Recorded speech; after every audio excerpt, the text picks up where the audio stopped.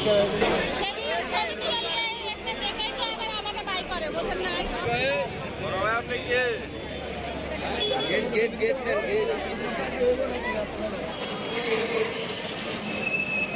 দাবি হচ্ছে ফ্যাক্টরি অনির্দিষ্টকালের জন্য বন্ধ দেওয়া হয়েছে।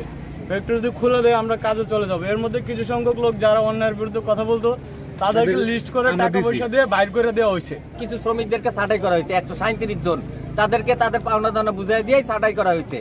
কিন্তু পরবর্তীতে যে স্টাফগুলো ছাঁটাই করা হয়েছে তাদেরকে আবার নিয়ে আসে তখন তারা যদি ডিউটি করতে পারে তাহলে আমাদের যেগুলো মানে অফার বা যারা আছে ভাইদেরকে এদেরকে যে ছাঁটাই করছে তাহলে এদেরকে নিয়ে আসুক, এরাও ডিউটি করুক। 1 তারিখ থেকে অনির্দিষ্টকালের জন্য বন্ধ কেটে নোটিশ দিয়ে দিচ্ছে, কিন্তু আমরা কোনো জ্ঞানদাম করি নাই, কোনো কিছু ভালোভাবে কাজ করতেছি।